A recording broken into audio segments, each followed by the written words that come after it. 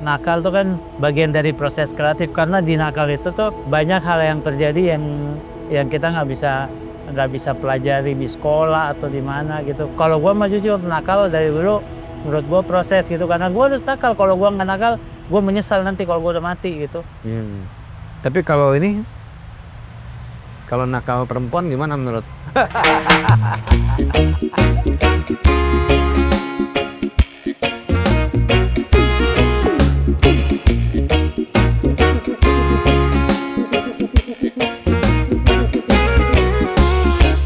Halo, saya Jeremy Thomas di Legacy Talk episode 1. Saya bersama legend kreatornya Bandung nih, Om Den. Apa kabar Om Den? Baik Om. Om Den ini kalau ngomongin mengenai kreativitas, hasil karya di Bandung, Jawa Barat, mungkin semuanya tidak ada yang tidak kenal Om Den ya.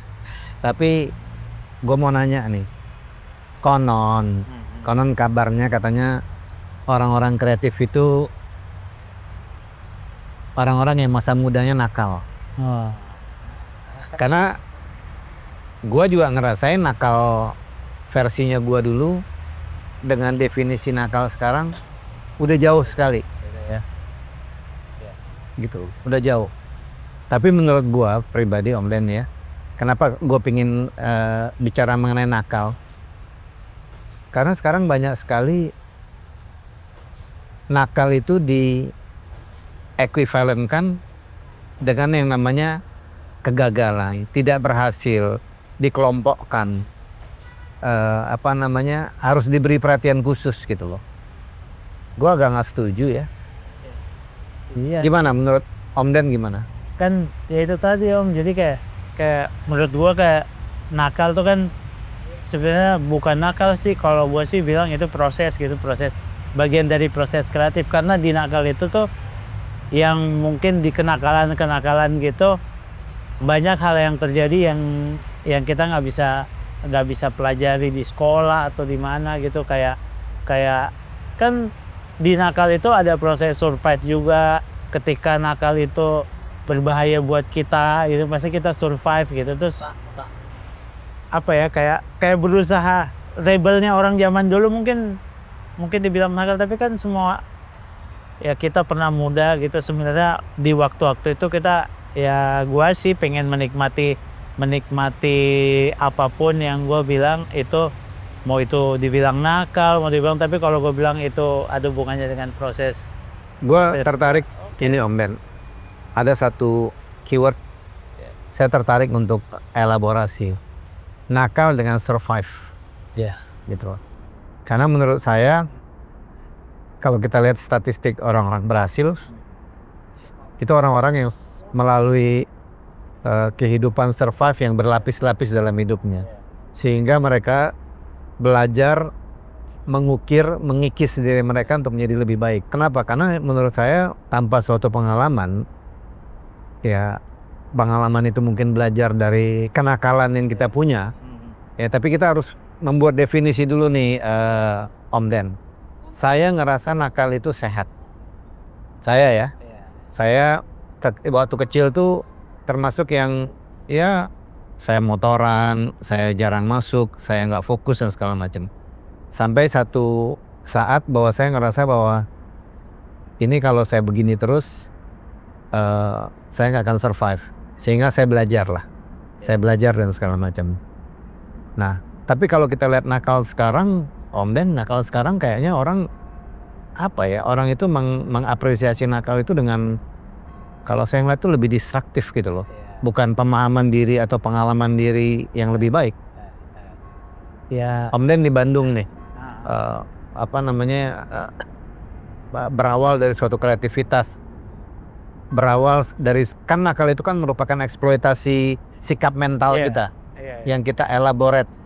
Bisa benar, bisa salah. Pada saat salah ya Om Ben bilang tadi, kita mempunyai kemampuan bertahan atau survival gitu loh. Iya. Ya itu tadi, karena kan kayak nakal itu yang pasti, yang nakal itu mah udah pasti menyenangkan. Kalau versi gua tidak ada nakal yang tidak menyenangkan. Terus orang tuh kan pengen senang pada prinsipnya. Cuman karena waktu Ya gua mah mungkin nakalnya kan jadi beda-beda ini ya kan. Waktu kita muda nakalnya seperti apa, sekarang nakalnya seperti apa gitu. Jadi kayak intinya nakal itu menurut gua ekspresi apa ya, apa kita nyari kesenangan sih sebenarnya. Contoh nakalnya, Om Den, ya? contoh nakal. Gua mah yang mungkin yang ini ya, kayak dulu tuh gua suka banget surfing kan. Ya. Dan nggak mungkin dong gua bisa pergi ke Bali main surfing, beli papan surfing dengan uang yang dikasih sama orang tua gua, uang kuliah gitu. Akhirnya gue berusaha bagaimana caranya gue bisa pindah kuliah yang lebih murah, dan waktu itu gue pindah ke ITB dari swasta. Nah menurut gue Itu namanya NP, nakal pintar. Kenapa? Karena itu kalau menurut saya itu nakal cerdas, nakal pintar. Kenapa? Belajar, punya duit lebih, ya, masuk kuliah yang beasiswa, tapi kan di situ kuliahnya jalan terus. Objektif yang terhadap dari nakal tadi, kalau sekarang anak-anak nakal saya lihat, waduh ngeri, Om Ben, tawuran, bisa ya, tawuran atau drugs yang berlebihan, ya, dan tidak menjadi produktif, menjadi kontraproduktif. Dan Om Den aware nggak, senior ngebully junior? Iya. Ngebulinya bukan ngebully kayak zaman dulu loh, disuruh squat jam atau disuruh push up atau disuruh ini, dipukul, digebuk, disuruh ngaku bahwa mereka itu berbeda dan segala macam. Kalau menurut saya itu nggak menarik sekali. Iya iya sih. Padahal kalau kita dulu kan kayak gue tadi yang gue bilang nakal itu sebenarnya gue nakalnya cuman kayak bodoh-bodohin orang tua gue gitu. Sampai gue dikasih uang swasta dan nggak bayar. Karena kan gue pindah kan, akhirnya gue terjadi, ya menurut gue nakal-nakalnya kita kayak gitu kan dulu kan. Ya nakal dalam parameter yang kita bisa apa namanya, loncat atau survive dari situasi tertentu, tapi kan objektifnya baik. Iya benar. Kita bukan nakal yang menghancurkan. Kayak saya nih termasuk yang sering bolos, atau saya SD itu udah naik motor, jarang pakai seragam. Tapi waktu saya kuliah, saya selesaikan dengan cepat di Atmajaya. S2 saya selesaikan dengan cepat di ITB. Saya ngerasa bahwa learning proses. Nah sekarang kalau menurut Om Den, anak-anak sekarang ini punya learning proses nggak? Karena sekarang tuh hidup lebih gampang. Sebenarnya kan gara-gara ada ini apa, informasi cepat itu kan, mereka tuh hidup di informasi cepat kan. Dan salah ya sebenarnya sekarang tuh kayak nakal aja bisa dijual gitu kan sebenarnya. Nah itu sebenarnya nakal bisa dijual. Kalau sekarang Nakal apa tuh Om Den? Ya banyak lah yang mungkin kalau saya lihat tiba-tiba ya Instagramnya gitu dinonton banyak orang, karena kan mungkin ada satu momen dia mungkin zaman dulu itu nakal lah, tapi karena momen itu di capture viral, tiba-tiba dia sampai sekarang bisa, ibaratnya kan dia menjual kenakalan itu kan, akhirnya dia jadi terkenal gitu. Jadi sebenarnya sekarang tuh kayak ada ininya lah, ada apa, ada medianya gitu nakal. Tapi sebenarnya kan beda-beda ya. Jadi ada yang cuman lihat nakal sebagai keren-kerenan, ada yang nakal adalah prosesnya. Gua nggak tahu ya. Kalau gua mah jujur nakal dari dulu menurut gua proses gitu, karena gua harus nakal. Kalau gua nggak nakal, gue menyesal nanti kalau gue udah mati gitu. Karena masa sih gue nggak pernah. Kalau anak sekarang nakalnya gimana menurut Om Den? Apa ya, karena sekarang tadi ada sosial media, nakalnya tuh kadang-kadang menurut gue ya dia nggak sadar bahwa itu yang dia mau gitu. Dia nakal cuman karena ada contohnya gitu. Para nakal menurut Om Den perlu divonis nggak? Saya kena vonis loh waktu kecil. Saya lumayan kena social punishment di umur saya waktu kecil. Saya tuh termasuk social punishment. Apa tuh Om? Social punishment itu bahwa kalau nakal berarti kamu bodoh. Kalau bodoh berarti kamu gagal. Kalau hari ini nilai kamu, rapor kamu jelek, berarti kamu nggak akan jadi orang. Itu saya mendapat persepsi itu waktu kecil. Dan saya tahu persis itu. Bayangkan Om Den, saya pernah tinggal kelas, saya pernah naik motor, nilai saya pas-pasan gitu loh. Itu saya pernah mendapat label itu. Tapi pada saat saya lepas dari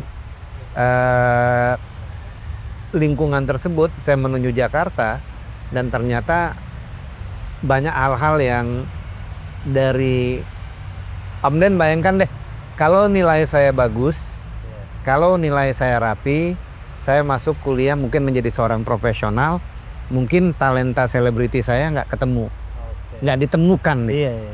Gara-gara saya nganggap bahwa alternatif apa yang gue punya nih dalam hidup ya, tiba-tiba ada satu industri yang menampung gue, apakah industri periklanan, industri sinetron, industri skrip, yang kalau menurut gue itu nggak gampang loh Om Den. Ada suatu skenario tebal yang mesti kita pahami secara jiwa, harus kita bisa hafalkan, bukan hafal dalam arti kata.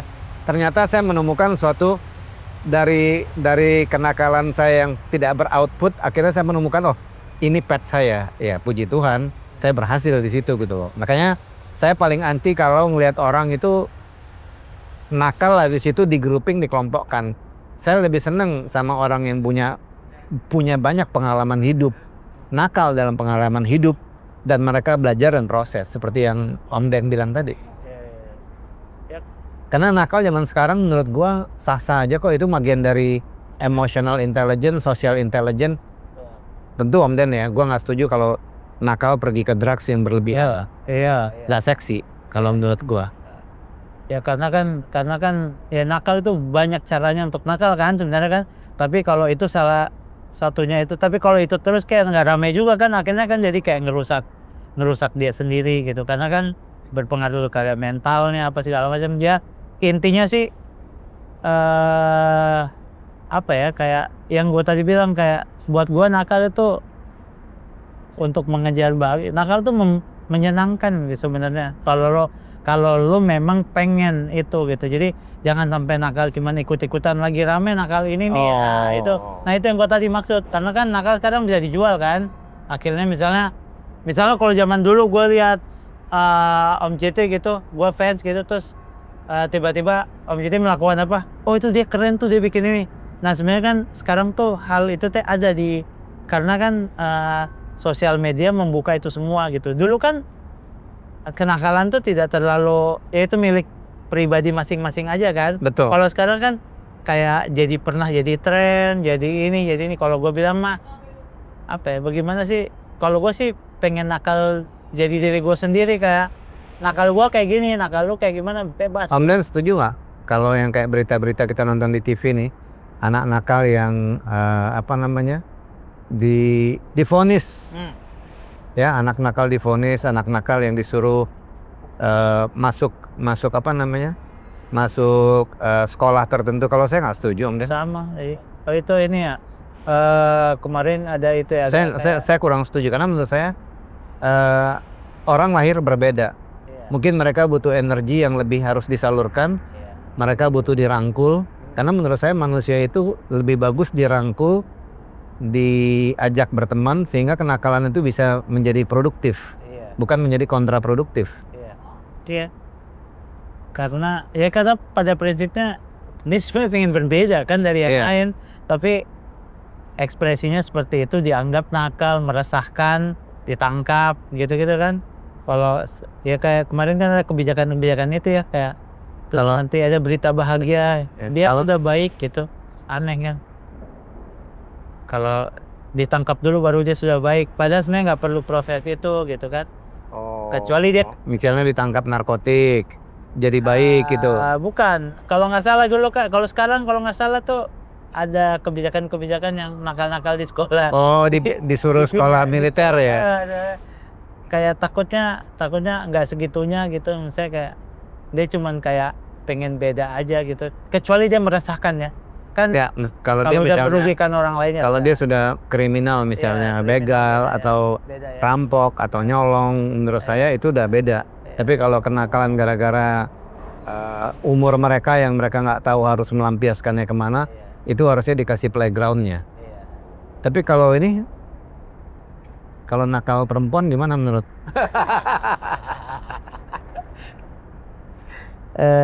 Nah itu agak susah itu. Harusnya tuh saya nanya banyak nih sama Om JT, karena ini pasti Om JT lah yang ininya gitu, karena nakal pintar NP, habis itu nakal perempuan. Tapi Om Yete bisa membuktikan kan, kayak gua sampai sekarang cuma Berumah tangga. berumah tangga Wah, bagus. panjang tuh prosesnya tuh. Itu proses apa namanya? Proses korektif dan pembelajaran hidup perkawinan itu menurut saya tiap 5 tahun. Oke. Karena saya meyakini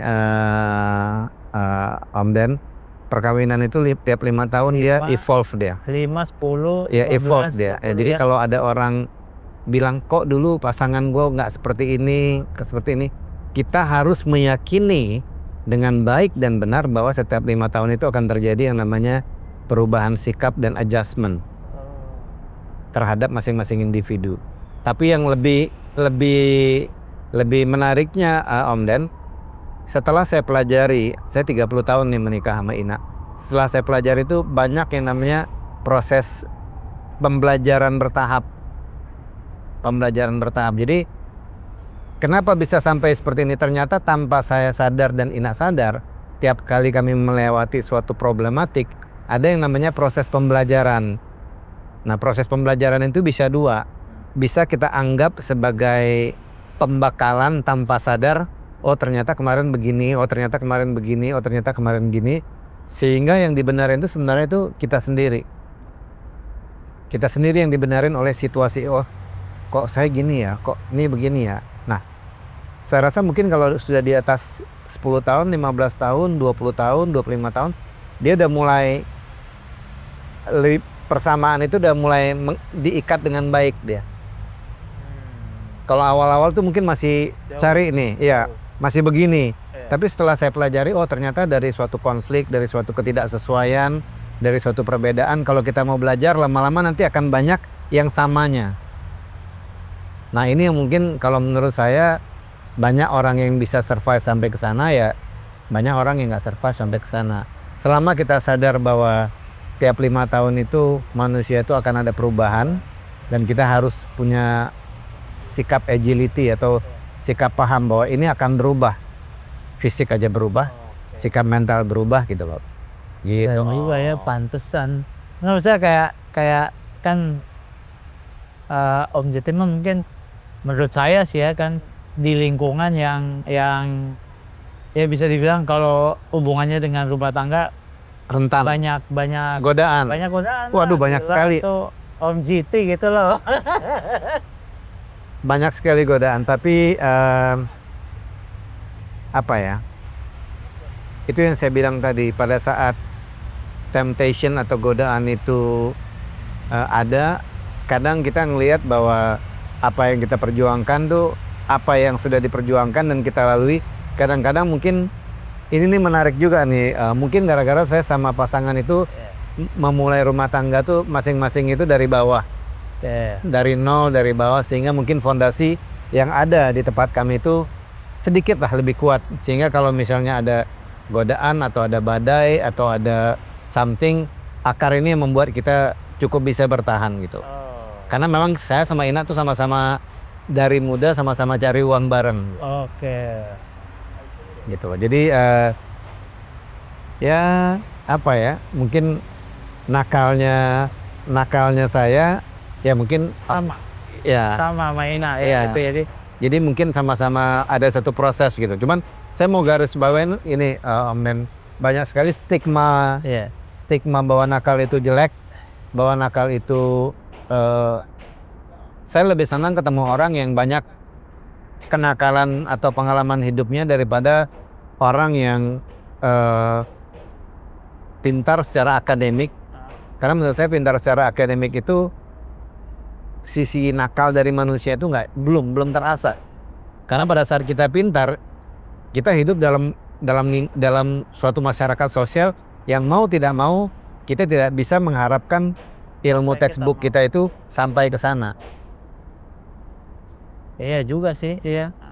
Jadi kan sebenarnya ya itu tadi ya, kayak ya harus dilalui juga ya, berarti kan. Jadi nggak bisa diteorikan gitu ya Kak. Yes. Jadi ada. Jadi kalau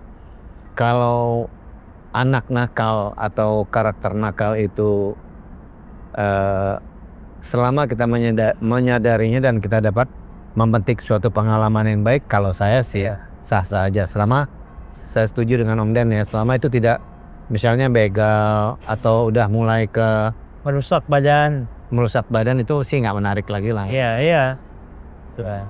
Karena kan semuanya juga bisa ditakar juga gitu. Kayak tenang aja kok, kalau lu pintar-pintar nakalnya, lu bisa takar semua, akhirnya lu bisa menikmati. Karena kan nanti ya menurut gua sih nakal itu sesuai dengan kayak gua mah frekuensi yang gua bilang nakal dulu, frekuensi gua udah semakin sedikit gitu. Tapi gua nggak munafik ya, gua bilang gua sama sekali nggak melakukan hal yang nakal. Tapi frekuensinya sedikit Mengurang dia. mengurang, dan kebayangkan kalau kita pintar-pintar mengelolanya dari awal. Jadi kalau ditanya lu pernah nakal, pernah. Lu pernah baik, ya sekarang gue menuju baik gini-gini kan. Sebenarnya kan jadi semuanya lu dapat.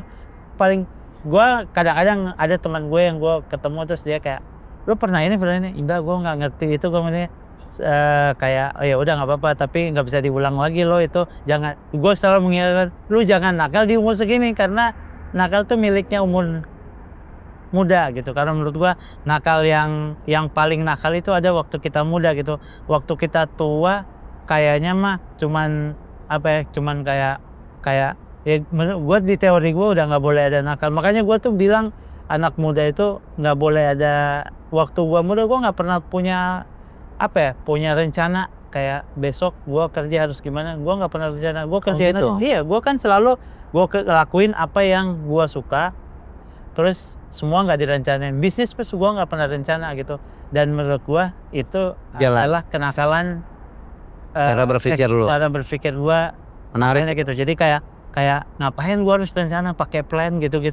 Toh gua masih muda, ada apa-apa gua bisa kembali lagi. Paling jatuh kan resikonya gitu. Jatuh gua bisa berdiri lagi. Tapi kenakalan cara berpikir itu yang membuat sekarang Om Den survive dan sustain seperti sekarang kan? Iya, jadi dan gua alhamdulillah gua menikmati gitu kayak apa yang gua dapat, di mana gua kerja, bagaimana gua menghabiskan waktu, semuanya gua sayang, semuanya gua suka gitu. Jadi kayak Jadi kalau sekarang kenakalannya berapa persen? tinggal sedikit, tinggal sedikit, tapi ada Sisain lah dikit lah. ada dikit. Tapi kalau sekarang mungkin kenakalannya lebih dirahasiakan, cuman gue yang tahu. Waduh. Saya tahu deh kalau nakal Kalau dulu nakal rahasia kayaknya saya tahu deh. kalau dulu kenakalannya kan banyak, paling tidak lingkungan gua tahu, teman-teman kita tahu. Kalau sekarang mereka nggak tahu gitu, jadi cuman gua doang yang tahu ya. Jadi karena harus ada karena kayak itu tuh kayak oksigen juga gitu. Karena tapi kalau Menarik nih. Nakal itu adalah bagian dari oksigen ya. iyalah, jadi kayak badan kita tuh sebenarnya butuh itu gitu, kayak butuh Interesting ini. hal ya, nggak mungkin tiba-tiba hilang gitu kan. Tapi gue selalu mengingatkan sih teman-teman gue yang umuran gue, terus dia baru mau nakal, yang pernah gue lakukan waktu gue muda, gue selalu ingat bahwa wah jangan deh. Kenapa? Karena dulu lu nggak lakukan, bukan waktunya gitu. Salah sendiri lo. Jadi waktu nakal itu sebaiknya di umur-umur kita yang lagi adventurer, yang lagi elaborasi. Ya lu nggak, ibaratnya kasarnya gitu, lu besok terjatuh juga nggak ada yang lu rugiin gitu kan. Kalau sekarang ada apa-apa, anggaplah gara-gara gua nakal, gua celaka, yang gua rugiin tuh banyak, paling tidak istri gua, anak gua gitu. Betul. Itu doang sih. Kalau dulu kan nggak, karena lu tidak punya tanggung jawab gitu. Dan semua itu rencana lu jangka pendek semua gitu. Kayak gini, zaman dulu gua nakal misalnya wah gitu tawuran, atau gua balap-balapan atau apa gitu, atau gua ke party gitu gila-gilaan gitu, terus besoknya gua OD misalnya gitu, yang gua rugiin gua sendiri gitu. Kerjaan gua juga nggak rugiin karena gua belum punya karyawan gitu. Jadi tidak ada. Kalau sekarang kan repot banget gitu, kayak ya. Jadi nggak apa-apa ya nakal waktu muda ya. Gua mah bilang harus sih, tapi nakalnya apa ya, banyak kan pengertian nakal gitu. Kayak gua mah pernah ngejebolin soal SMA gitu dulu. Dan menurut gua itu satu kan biasa di SMA tuh kalau ulangan ada pagi ada siang. gue yang jebolin gitu, dan akhirnya yang siang itu semua satu sekolah dapat Ketahuan nggak? nggak ketahuan. Oh, nggak tahuan. Cuman gue akhirnya ketahuan karena yang pagi bete sama gue, Oh. yang memang benar-benar belajar yang kayak nggak fair ini. Gue ngomong akhirnya, tapi ya gue cuma dihukum aja. Tapi bocor udah terjadi. Jadi yang sore semua itu satu angkatan sore dapat bocoran soal dari gue. A semua dong nilainya. Hampir. Hampir A. Jadi tapi yang ngeluarin soalnya itu dia dari jendela kan, keluarin soal keluar. Gue udah ambil dari belakang sekolah jendela, gue sebarin sama orang yang paling pintar yang buat nanti. Tapi bayarannya buat yang ngeluarin soal, dia tiba-tiba dapat itu. Oh, oke. Dan tahu siapa yang ngeluarin? Itu gue yang ngeluarin karena gue yang ikut paginya. Jadi gini, gue bakal ujian yang pagi, gue duduk di sini. Ini soal bakal gue keluarin. Jadi gue keluarin soal, dosen guru kan lihat kamu nggak ngerjain, pura-pura sibuk gitu. Padahal soal udah nggak ada, itu cuma kertas-kertas. Oh gitu. Iya, soal gue udah keluar. Tapi detik terakhir soal gue muncul dari balik jendela itu beserta jawabannya. Itu yang ngerjain siapa? Itu teman-teman gue yang duluan. Oh. Bayarannya dia nanti itu kan soal gue bisa keluarin kan. Iya, bayarannya dia. Itu ke gue, dia ngerjain soal itu. Oke. Jadi orang yang paling pintar itu nyelesain soal gue itu, dan 15 menit terakhir, 10 menit udah mau dikumpulin, soal itu keluar beserta jawabannya kan. Iya. Udah diisi sama tangannya mereka. Iya. Terus ya gue tinggal kumpulin kan. Tapi soal itu keluar, bayarannya adalah lu semua nanti sesudah saya aman. Oke. Jadi lu udah tahu. Ya itu kejahatan terbesar gue di SMA sih. Ya, ya itu nakal lah, nakal. Oke, interesting. Tapi kalau ngeliat remaja-remaja sekarang, saya tidak ingin bertanya yang general. Tapi kalau saya lihat sekarang, sebagian dari remaja-remaja kita oke kok. Mereka sekarang sangat mencintai olahraga, mereka sangat mencintai hidup yang positif, lifestyle. Yang saya masih nggak setuju adalah pada saat kenakalan di ruang lingkup sekolah atau ruang lingkup universitas, masalah yang senioritas, gencet yang itu saya nggak setuju. Bully. Iya. Saya masih banyak sih yang gue pingin elaborate, tapi kayaknya kita ganti spot dulu nih, mumpung lagi di Bangkok.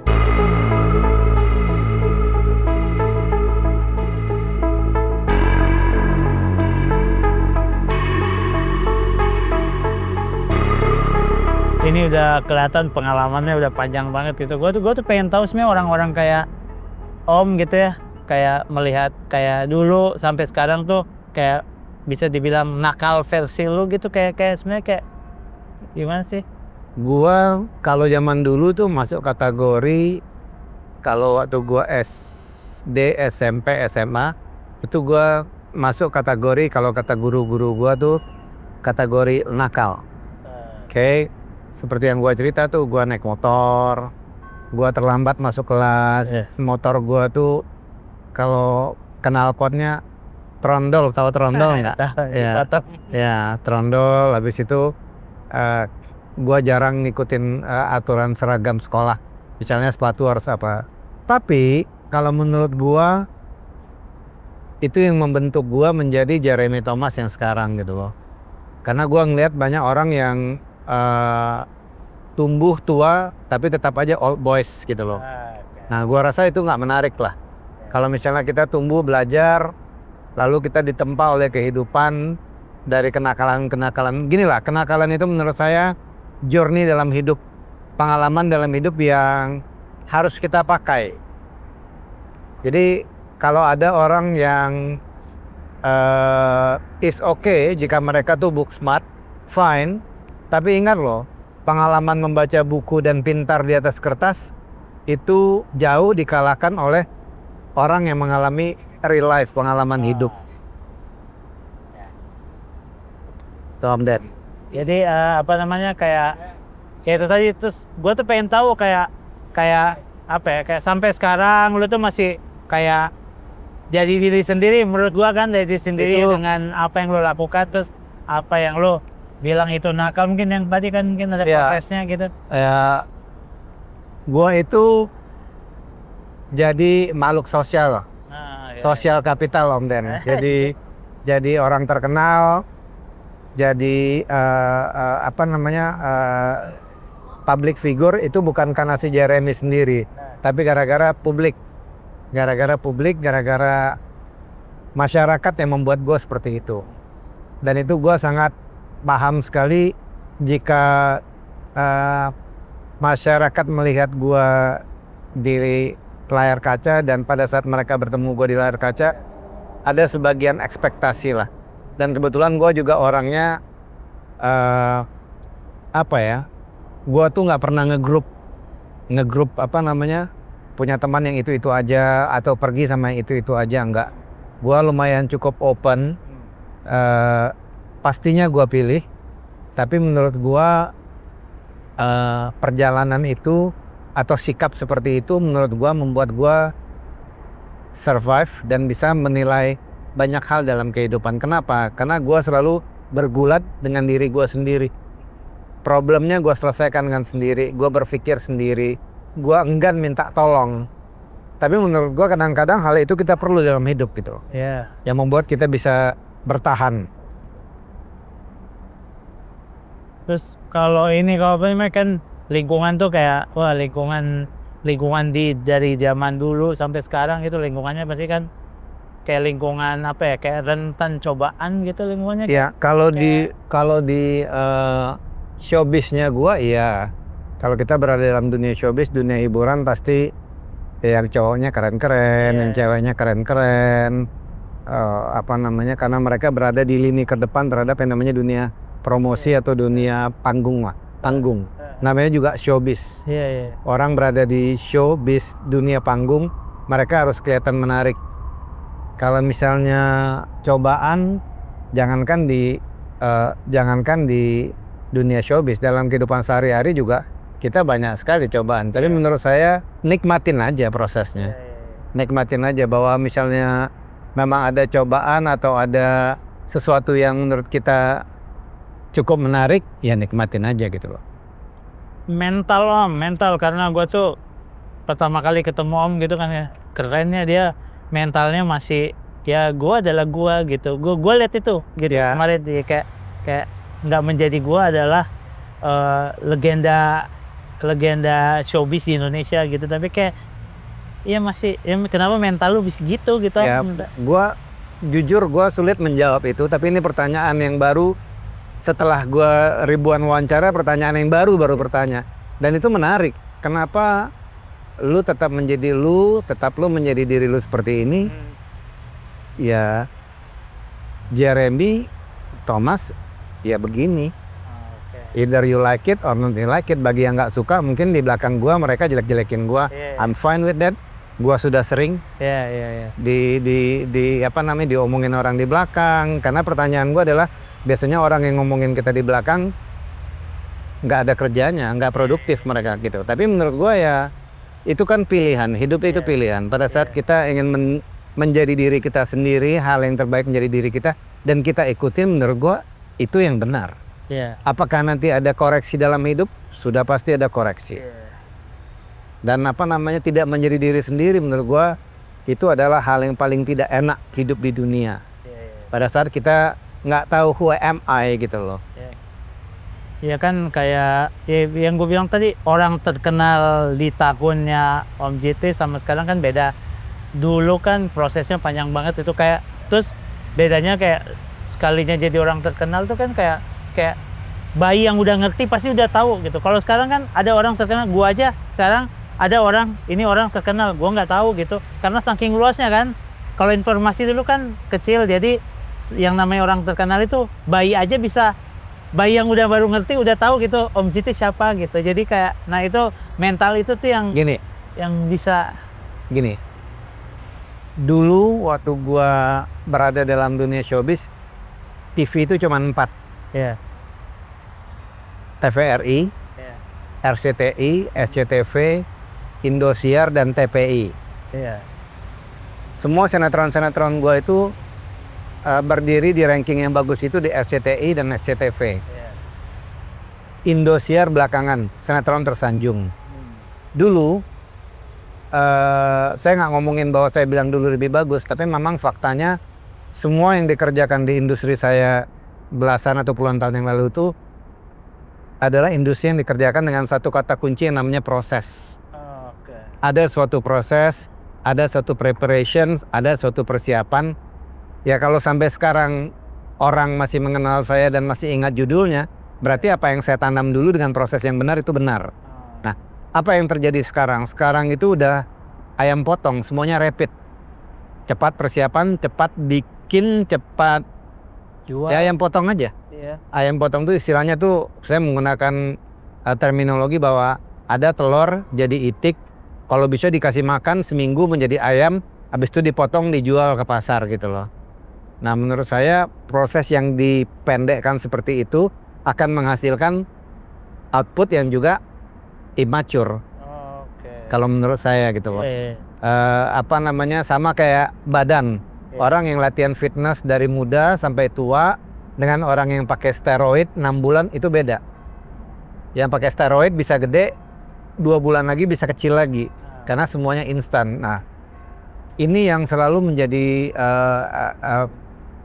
kenapa kita menjadi episode awal, ya karena Om Ded juga pasti punya pengalaman, punya cerita, punya kehidupan yang menjadi Om Den seperti ini sekarang. Iya. Ya dong.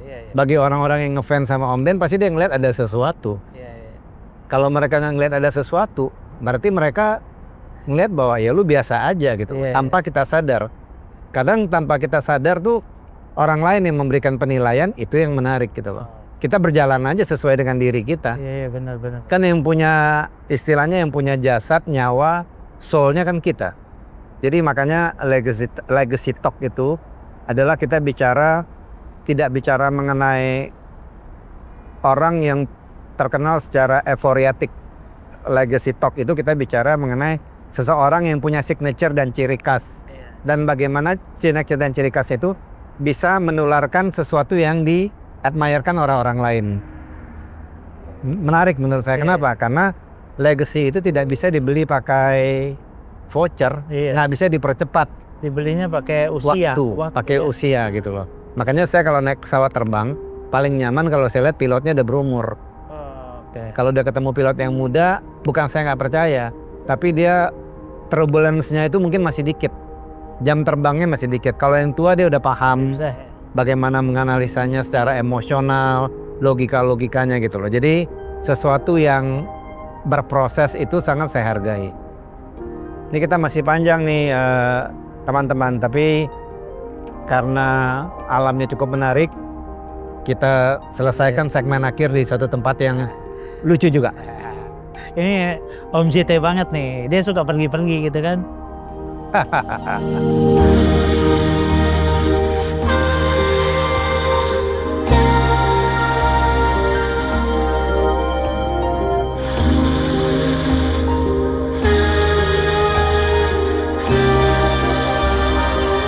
Om, maunya diajak jalan-jalan, terus dikasih lihat tempat-tempat yang interest gitu, diajak kayaknya, terus dikasih cerita-cerita goib. Kalau Om Den gimana nih? Om Den kan saya lihat banyak sekali teman-teman anak-anak muda di Bandung atau di Jawa Barat itu ngefans banget sama Om Den.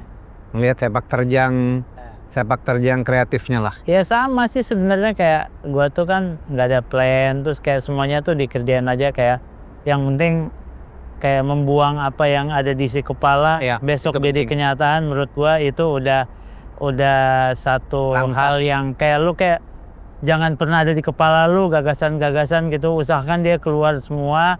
Terus jangan pernah berpikir buruk kayak ini jadi apa enggak, gagal apa enggak, itu mah nomor berapa lah, karena pasti ya intinya gagasan itu harus dibuang, kalau enggak lu mau apain di dalam tubuh lu gitu kan. Setuju. Nah apalagi ya, dan ya tinggal bagaimana caranya gagasan itu jadi dengan sungguh-sungguh, jangan sampai cuma sekedar buang doang. Jadi dari ribuan gagasan yang di kepala, kalau menurut gua pasti ada satu yang jadi masterpiece gitu. Karena masterpiece itu kita nggak pernah tahu. Kayak gua mah nggak percaya juga, kayak Om tadi bilang nggak percaya sama nggak ada proses kan. Gua paling nggak percaya kalau masterpiece itu direkayasa. Setuju. Masterpiece itu nggak pernah direkayasa. Gua aja yang bikin, Om aja yang pernah bikin masterpiece di karyanya, Om nggak pernah tahu ternyata ini lah yang masterpiece. Nggak pernah dirancang. Jadi kayak Jadi artinya ya bekerja dengan benar, dinikmatin, biar suara di luar yang mengapresiasi. iya. Karena biasanya saya nih jadi bintang sinetron, saya nggak pernah bilang saya bintang sinetron. Orang yang memvalidasi hasil karya kita. Jadi teman-teman, Legacy Talk itu akan ngobrol mengenai hal-hal yang sifatnya manusiawi, normal. Selama kita hidup di dalam kehidupan yang penuh tantangan ini, kerja aja dengan baik, jujur sama diri sendiri, ya, dan cintai pekerjaannya. Saya yakin kalian masing-masing nanti akan bisa memberikan legacy terhadap hidup kalian. See you guys.